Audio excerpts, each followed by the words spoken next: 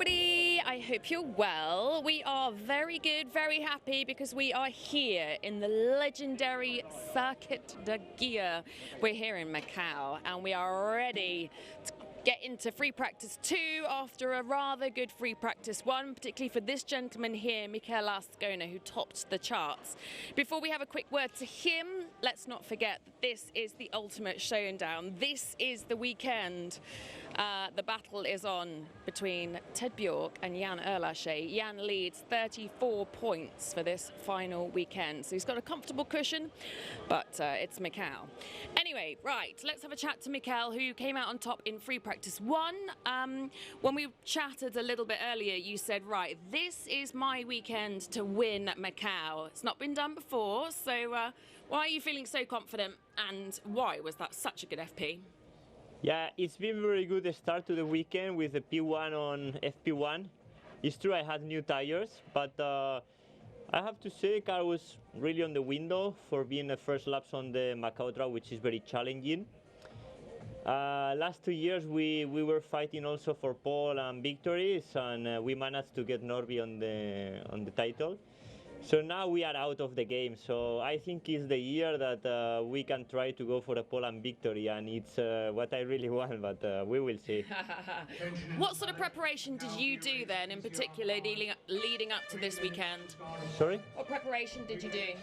Preparation, I mean, just being focused, work hard with the team properly, try not to do mistakes, put the car on the window, and do everything as best as possible, and yeah, just be there. Good. Vamos, Mikel. Right, so we can officially say that I would say that's probably about 13 of our 17 drivers who are planning on winning this weekend's race. Obviously, the Link & Co boys will be very much looking after either Ted or Jan. Macau really comes down to qualifying, so that's what's really important, and probably during this FP2 they're really going to be working out how to maximise everything to make sure that they absolutely nail qualifying tomorrow. Just before we finish, let's have a quick word to this gentleman here who has won here before. Quietly confident, sir? You're never confident. If you're confident in Macau, you're going too slow. Yeah, very true. So you were absolutely brooking it in free practice then, weren't you? No, what everybody's doing is just trying to go out and push their limit so high that, that we're preparing for qualifying. So never confident, just pushing more and more. Good, love it. Have a good one, Ted. I love it. You're never confident if you're in Macau and you're confident, you're not going fast enough. Right, so far, I think pretty much all of the sessions today have been red flagged. Touch wood. Ours wasn't red flagged earlier and we won't be red flagged again. Fingers crossed. But, as always, anything can happen. Here in Macau, the legendary street circuit is going to be a good one. Make sure you're watching free practice 2. Let's go. 1 minute to start.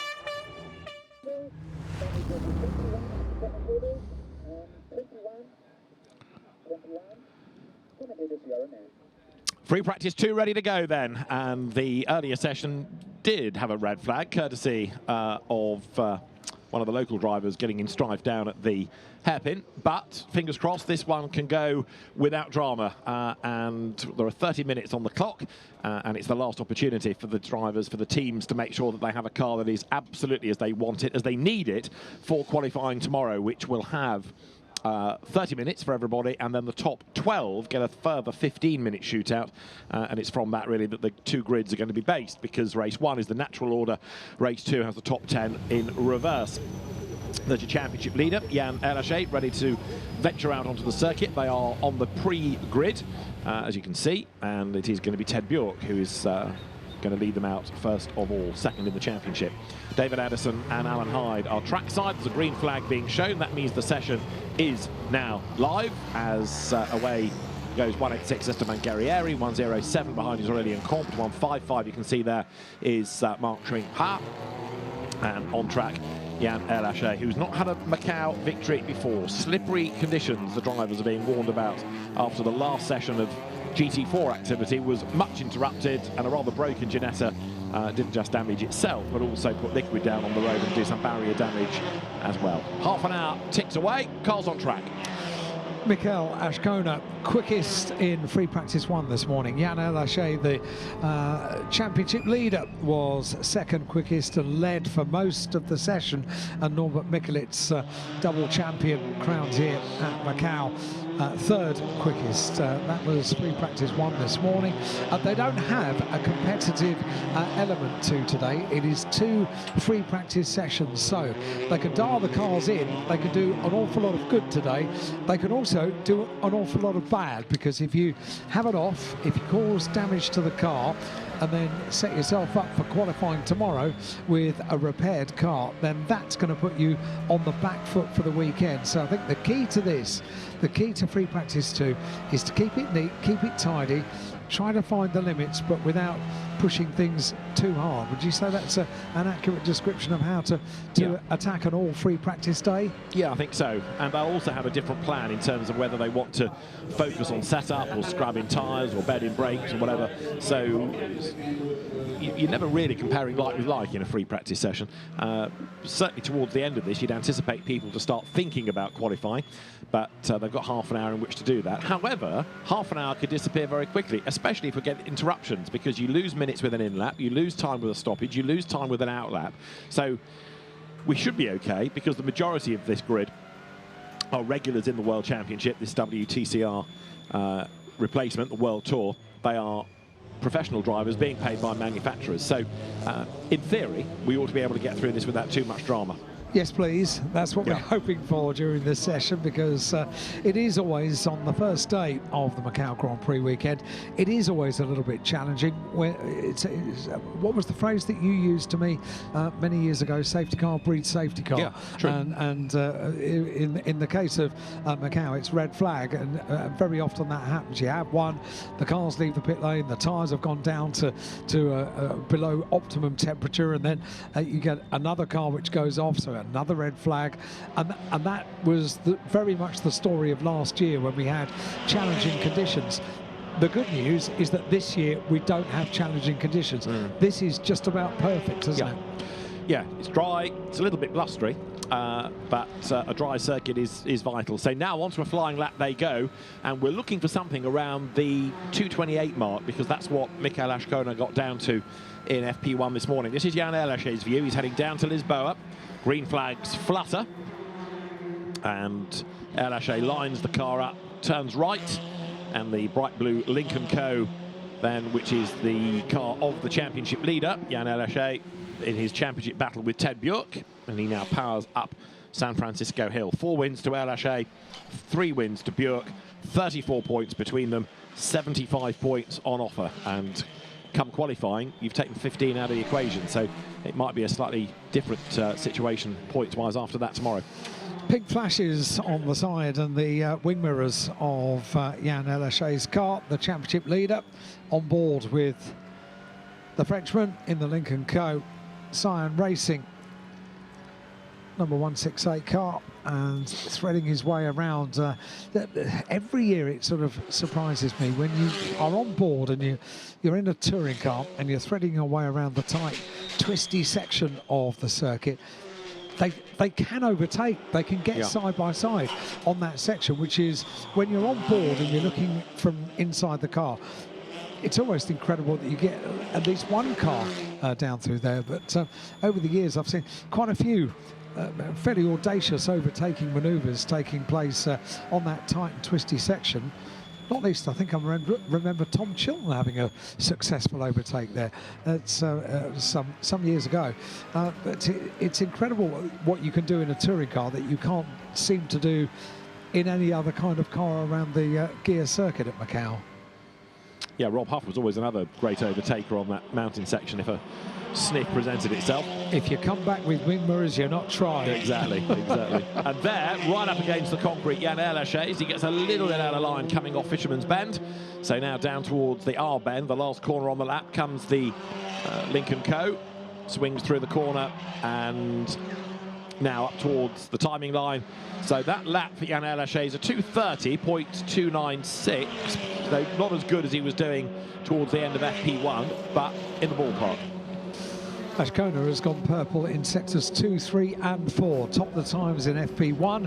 Looks as if he's about to go top of the times with the first flying lap in FP2, and does so. So a 2:29.104. 2:29.104 is the first benchmark time for Michel Ashkona, who was fastest in the earlier session on a better time as Ignacio Montenegro goes by and slots 8th quickest. Going a little bit better than this morning is Marcin Hua, up to 3rd fastest, early doors in the Lincoln Curve. But Ignacio Montenegro carries on. Nestor Girolami to the pit lane, number 129 Hyundai. It's a really tough start to the year for the Hyundai drivers, but the double super TC2000 driver from Argentina, double champion in that category, Nestor Girolami into the pit lane. Interesting that he's bailed, because he did the absolute best first sector, but decided to abort the lap. This is Max Hart, very much, Alan, a late caller. Yes, certainly was. Just a couple of days ago got the call, and he was, I think, slightly disappointed. Thinks maybe there's a bit of unfinished business here at Macau, and wasn't down on the entry list to be competing in any either the local races or the TCR World Tour that we're seeing out on circuit now. And then a couple of days ago got a call. It was all very, very last minute, very rushed. Can you pack a bag? Yes, we can. Can you get a flight? When can you get the flight? He was checking flights while his girlfriend was packing the bag, got on the flight, and here he is. Having gone well in the Chinese Championship races here in recent years, been a victor.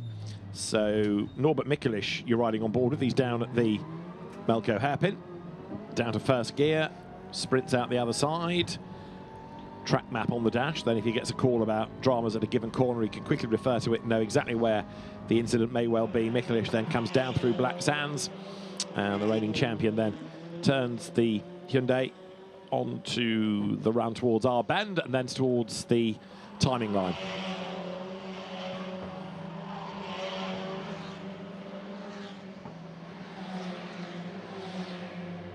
Yann Lachey goes through, but goes slightly slower, in fact, on that lap. Contrast there of the circuit and everyday life going on virtually next door on the parallel lane. Very, very wide coming off our Ben Marcin Hua, but he's gone through and is 3rd. Better time, but doesn't improve his position in the order. And Michelish for the pit lane. Quite the regular, isn't he, Marcin Hua, here at Macau, and in the TCR World Tour event of Macau. The Macau gear race, of course, on Sunday here, the very historic, very famous touring car race here at Macau, and it features the final round of the Kumho FIA TCR World Tour. 21 minutes of this session just over remain. It's Michel Ashkona who is top of the times in car number 196. A time, a 2:29.104, the best lap of this session so far. That's Nestor Girolami, who pitted at the end of that first flying lap, so we haven't really got a proper time against his name as yet. Norbert Michelish in as well, and in fact, sorry, that is Michelish. Nestor Girolami has just left the pit lane. Also back out has gone 228. That's the car of Chen Shangchang. And Andy Liang, who suffered some damage this morning, also circulating. So having brushed the wall on the run to the Melco hairpin, the car is back out and circulating, which is good. Max Hart's just pitted, and this free practice period ticks on down. There is the charging Michel Ashkona, making the climb now on towards Donna Maria. 3rd in TCR World Tour last year was Michel in the Hyundai Elantra NTCR. Threads his way around Melco hairpin. Just inch perfect. They can position these cars on the exit of the corner, and getting a neat Melco hairpin sets them up for a good run down through Black Sands, down towards Fisherman's and Arbenne. The final 2 right-hander corners on the gear circuit, and could set you up for a good lap. Start to one lap, end to the other. And this is Michelish, car 196 into pit lane. So currently top of the times, a 1:29.104.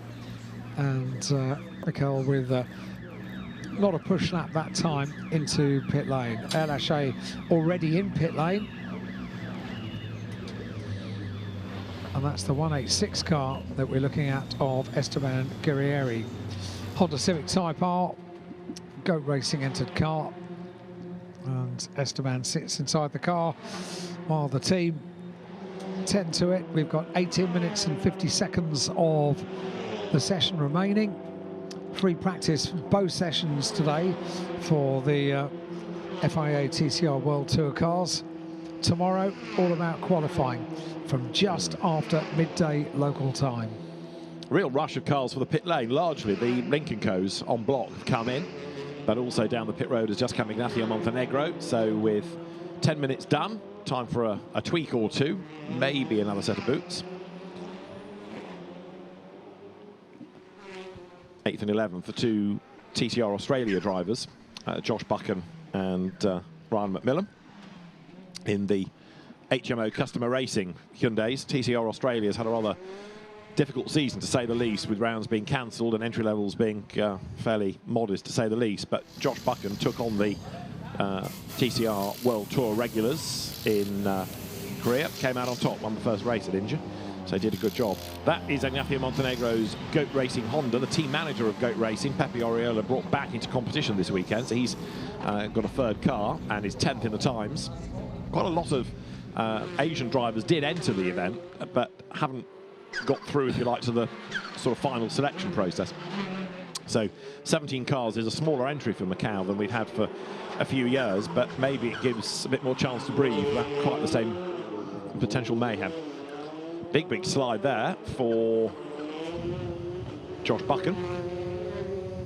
So you've got the 2 HMO cars running in tandem. And they're on the run towards the Macau hairpin. So quite a few of our pit stoppers are now on the outlap from pit lane, including Esteban Guerrieri, Max Hart, Norbert Michelish, Ted Bjork, and Jan Michelish, all on outlaps from the pit lane. And we are fast approaching half distance in this FP2 session. A look at the 107 car of Aurélien Conti in the Cupra Leon.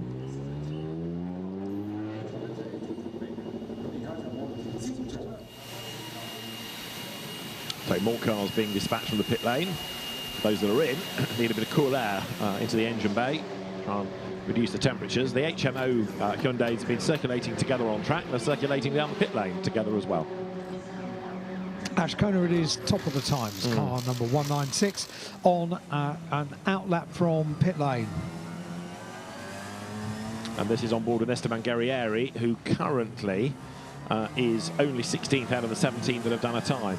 So Guerrieri pressing on, and no doubt will improve towards the end of the session. This is an outlap anyway, so it's not going to be sparkling, but as he comes now up through Donna Maria, it's the next lap that's going to be interesting. This gives you an idea of just how narrow that whole section is down to the Macau hairpin. I was going to say, any onboard shot around the gear circuit at Macau is impressive and eye-opening in the same sentence, because it does make you realise just how close you are, how inch perfect they place the cars lap after lap, in a touring car especially, in a GT car especially, in a single-seater especially, anything around the gear circuit at Macau. And that doesn't even get onto motorcycles, goodness me. Yeah, you've got to get up early to watch them, but it's worth doing. Esteban Guerrieri then up towards the timing line to really start a proper flying lap as we get to the midway point in the session. Norbert Michelish, absolute best sector 1. Guerrieri goes by, and now onto a proper flying lap in the Goat Racing Honda, the type of car in the hands of Dawson Borkovic that won last year here. Another driver, sadly, who was on the original entry, but not the final one. See how bumpy that section of the circuit is. The Honda hopping and skipping around as Guerrieri bounces his way, speed building out of Mandarin down towards Lisboa. He'll move across the road now to take the line. Hard on the brakes. Big grandstand towering over the circuit on the outside. The Lisboa Hotel on the outside of the circuit. And then now you run, if you like, away from town up towards the mountain circuit, up San Francisco Hill, past the hospital on the left-hand side, and on the right, the walls to be avoided. On the left, the barriers, drop down the hill, and then stand on the brakes as you get towards Maternity Bend. Sharp corner, back onto the power, and this is Norbert Michelish, who has now done 2 absolute bests, make that 3 absolute bests. I was going to say, I think we might be crossing over to Norby in a couple of minutes because, yeah, he was purple in Sector 1, personal best in Sector 2, overall best in Sector 3 and 4, and this the final sector. So expect this car to go top of the times in a couple of moments. The 105 Hyundai comes around the final turn up towards the timing beam, currently 8th. And now goes top. So a 2:28.386 with 3 overall best sectors and 2 personal best sectors on that lap. 2:28.386. Which is about a 10th slower than Mikael Ashkona did in the earlier session today. So it's a good time, but it's not quite the best of the day. This is Michelish's view, and by the look of it, he's still on the attack on his next lap as well. Let's see what the first sector is. It's slightly down, and it's down by a second, so it's not going to be a flash lap, this. Jan Erlechet, meanwhile, has put in a personal best in Sector 3, an overall best in Sector 2. So this is going to be a lap worth having a look at. Max Hart has just gone personal best in all of the sectors, so up to 12th place for 108, Max Hart, in that late call-up entry for this weekend. Jan Erlechet has now backed that overall best and personal best in sectors 2 and 3 respectively, with a personal best in Sector 4 as well. So this might be on for a good lap for Jan Erlechet. Yeah, it should be decent, shouldn't it? So, as you say, 2 personals and an absolute. Here he comes then, last sector. A 2:28.3 to beat, championship leader. Also trying to stay ahead of Ted Bjork, and he goes second, in fact, so he misses out by half a second on the Michelish lap. Now, where's Ted Bjork? 5th, and a 2:29.7 versus a 2:28.9. It's still quite a margin, isn't it, between Erlechet and Bjork? So a few improvements going on. Montenegro is putting in some personal bests. Max Hart is putting in some personal bests. Chang is also doing the same further down the order. And Ma Xinghua has just put in all green, so all personal best sectors. But still drops down the order slightly on that last lap for 155. So down in 5th place now. So it's Norby Michelish that tops the times, a 2:28.386, and we're 11.5 minutes just under of this second free practice session. Once we complete today, that's it for free practice for touring cars. They're going to be qualifying tomorrow in 2 sessions, and then racing on Saturday and Sunday as well. Right, so Pepe Oriola here goes through after couple of years out of the cockpit, running the team manager for Goat Racing, but Pepe Oriola is always, has always been a very quick driver, that's for sure. 14th is the Honda, the rust being filed off, but he's getting there. Michelish, Erlechet, Ashkona, Girolami, Ma and Björk, the top 6. Lo Se Ho also going quite nicely to be 9th. He's probably the best of the interlopers of the weekend in terms of experience, and that's Oriola getting it wrong at Lisboa. Goes straight on, did the right thing, knew he wasn't going to make the corner, so rather than try to and risk a spin or risk understeering into the barrier, goes up the escape road and now has to do a 3-point turn. Should be able to get the car back underway soon. And this is what Oriola did. Brakes late, the car quivers under braking, and it's just never going to make the corner. And Oriola experienced enough to know not to fight it, because if you do, you're going to end up in the wall. So he lets the car run at the escape road, keeps the revs up, keeps the engine alive, and then sorts himself out. It's what it's there for. Yeah, exactly. And doing exactly the job, and getting the car turned around pretty quickly as well, which was good news, because we've got indication the car has rejoined, and there's the proof. It has rejoined and on its way. No harm done, and very, very good driving, I would say. Same is true of Jan Erlacher in terms of good driving, because he's done 2 personal best sectors then on this lap as he tries to narrow that deficit to Norbert Michelish, and a 2:28.9 was the lap, so it was slightly down, oddly, but only by hundreds, so the plan didn't quite work. This is Erlacher with the final third of the session now underway, and his teammate and championship rival Ted Björk has come down the pit lane for a tweak or two, and maybe a discussion with his engineer Paul Ridgway, the very experienced British engineer. This is Erlacher then coming down through Lisboa. Paul Ridgway there just turning around with his back to you now on the grey hair headset. That's Ted Björk's engineer. Engineers also for drivers in the British Touring Car Championship, does Paul, whose engineering career I think started looking after Ben Hur. It was certainly a few years ago. Rob Collard in touring cars, as far as I remember. Slightly more recent than Ben Hur. Yeah. many years ago, when Rob Collard was driving a little Renault Clio. He was Paul Ridgway was Rob's engineer. That's the first time I remember chatting to him all those years ago. Goodness me.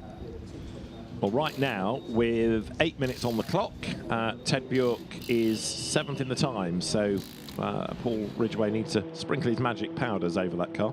This is the car of Lo Se-ho that I was mentioning a little while ago, and he's gone well to be 10th. Think back to, was it 22? He had that huge accident coming with a bit of help out of Mandarin. But Lo Se-ho has always been very fast around here and has regularly been there or thereabouts in TCR Asia, TCR China, and has had that sort of wild card entry into the TCR World Tour in the past as well. Norbert Michelish out from pit lane, so too Nestor Giolami, so too Max Hart, and so too the number 69 car of Andy Liang makes his way out of pit lane. 7.5 minutes of the session remaining. Oh, that was close, wasn't it, coming through Lisboa? Goodness me. I don't think you could be any closer and get away with it, could you? Has he got away with it? Has that just done a slight bit of damage? Yes. Maybe. We'll see if we can get a replay of that, because I think, as you say, it was so close, it must surely have touched the wall. Anyway, Oriola is still charging on. Lisboa is his bogey corner, isn't it? That's a couple of dramas he's had there. Let's have another look at it as the cars drop down the hill. So this is Oriola hard on the brakes for Lisboa. He's been up the escape road once, and this time he's wide, and I think he's got away with that. Well, I think he may have just rubbed it, but yeah, in terms of damage, you're right, he has got away with it, but you don't get many get out of jail free cards like that. And you're right, 2 consecutive laps, and both times down at Lisboa. Oriola's not raced here since 2018, so it's been a long gap. I'm trying to remember exactly how far you can push and where and when. This, in the meantime, is Nestor Girolami back out after an early pit stop, and Girolami has chipped his way up to 4th in the order. So at the moment, we've got Hyundai, Lincoln Co. from Hyundai, Hyundai, Lincoln Co., Lincoln Co., Lincoln Co., Honda, Honda, and to round out the top 10 currently is Lo Se-ho with the privately run Hyundai. Comes out of the Evolve Racing stable rather than being a manufacturer entry. And we're looking at the championship leader, Jan Erlacher, comes into this weekend, and although on paper, if you look at the numbers, with a handsome advantage, in reality over the course of this weekend, it could very easily change. So there is quite a bit at stake over the course of this weekend. A points advantage heading into this weekend is really good news, but he needs to be finishing well ahead of Ted Björk, and so far today, Ted Björk has not featured where we would expect him to be. He's currently down in 7th place, car 111. We've not seen too much of him on screen either, have we? No. For Ted Björk. who's had 3 race wins this season and is in the fight for the championship, but something needs to be unlocked right now. You're right. Yeah, it's... We've got a yellow flag at turn 7, and that I fear... Oh, it's a Hyundai. That's number 5, isn't it? Ryan McMillan, who's off up near maternity and hopefully can get going, but I think he's in the wall. So the car trying to reverse out. And he has got the car on the move. And you can see the tar marks where he's understeered off into the barrier. So the car is on the move again. Bravo. That means the session stays live, but there's going to be a bit of damage on that front left corner of the Ryan McMillan Hyundai. That's a relief. With 4.5 minutes of the session remaining, we couldn't have really dealt with a car that was stricken out on circuit, could we? Because the session would undoubtedly have been stopped to recover the car and then not restarted. So we're into that little zone, aren't we, where if there is a problem, then it might... Right, OK. What we've did I got say? another one. No, that's OK. Esteban Guerrieri, who's been up that escape road in the earlier session, I seem to recall. Yep. And he turns the car around. There's definitely something magnetic down at Lisboa for Hondas. It's drawn Guerrieri and Oriola off. It has, hasn't it? Yeah, it's been problematic, that's for sure. So confirmation on the screen that car 186 has rejoined. That's Esteban Guerrieri, who we just saw down the escape road. That's good news. And with 3.5 minutes of the session remaining, and Norbert Michelish top of the times with the purple in sector 1. Nothing significant about sectors 2 or 3 on this lap for Norbert Michelish, and Jan Elaché on an outlap from pit lane. But like we've said before, you're not going to be a hero on free practice day, are you, in these 2 sessions? But you could upset the entry into qualifying day tomorrow. Definitely, most definitely. So the last 3 minutes underway. Mikael Ashkana is still pressing on. Third in the times right now. It's Michelish from Elaché from Ashkana. Behind him on track is Lo Se-ho, who you should not rule out, the quick Hong Kong driver. You've got a mix, of course, of the Hyundai Elantras as well as the i30N, which is what Lo Se-ho's got, the earlier car. Max Hart's Cooper has just gone across the line, and he's 13th, just behind his teammate Aurélien Comte. Mikael Ashkana has now done an absolute best in the second sector. So there are still a couple of things to shake out of this session. There are, with just over, so slightly shy of 2 minutes left in this session. Personal best for Ashkana in sector 1. Overall best in sector 2, and a yellow flag down at turn 3 again. And it's Oriola again. Again. And it's a Honda again. And 5 has stopped again. So that was trying to limp back anyway, wasn't it, Ryan McMillan's car? It was, yeah. I'm more worried about the Hyundai than the Honda. A car 186 no, 186 Esteban Guerrieri has rejoined, but now we've got a red flag. And that's the Hyundai, and that's the end of your session with 1 minute and 43 on the clock. So session done, won't be resumed, and we can add that to our list of red flags, which is now on page 2. So a minute and a half, and we'll have a look and see exactly what happened in those 2 incidents. So there is the damaged Hyundai, and you can see it has been in the wall, the suspension's broken, and by this stage, I mean, fair play to getting it around the Melco hairpin, but that clearly has not done it any good. And as the suspension deteriorates, it ends up having to stop on the circuit. And the car then parks, and we are down. Ryan McMillan ending up 16 fastest, so the session won't be resumed. And the cars make their way down the ramp into the underground car park that acts as their paddock.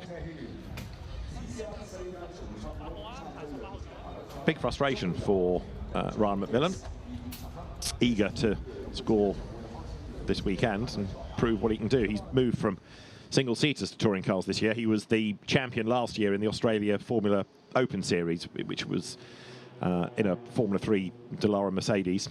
And Ryan McMillan then effectively causes the session to be stopped. Josh Buchan, who's in the other car, just to make the point, is the double TCR Australia champion. 23-24. So, a little bit of frustration for the teams. We were almost at the end of the session, so they've probably only lost a lap, in fairness, haven't they? Not too much of the session being lost under that red flag. But I'll come back to the pit lane, and the cars then off to the paddock again. And as Alan said, that's the end of their activity for today. They hit the track tomorrow for qualifying at 12:10. And then they race Saturday, and they have another race on Sunday, which is the gear race, the fabled gear race, the touring car race at Macau.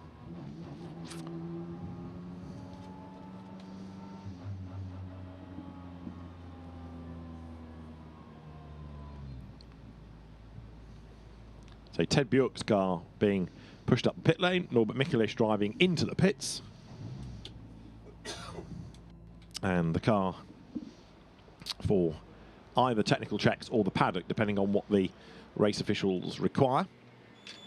And there was Jan Erlaché, whose day has been a good one. He may not be the outright fastest, but more crucial this weekend is perhaps to be ahead of Ted Buick. And he has done that in 2 sessions thus far. So, Norbert Michelish, the fastest from Jan Erlaché and Mikkel Ashkona. It's Nestor Girolami, 4th from Santiago Urrutia, and then Marcin Ha, 6th. Ted Buick's ahead of Esteban Guerrieri, then Ignacio Montenegro and Lo Seho taking 10th. Josh Buchan, 11th from the Cupras of Aurelien Comte and Max Hart. Pepe Oriola's Honda, 14th from the Chen Shang Chang and Ra McMillan duo, and then it is the car of Andy Liang, the repaired Hyundai, that rounds out the order. So red flag to end the session with the car of Ra McMillan up against the wall with that broken suspension. And Norbert Michelish it is then who rounds out FP2 as the fastest by just a smidge over half a second. So not a massive gap at all, but a good way to round out the day for the Hyundai squad in their battle, as ever, with Lincoln Co. Norbert Michelish, then the fastest.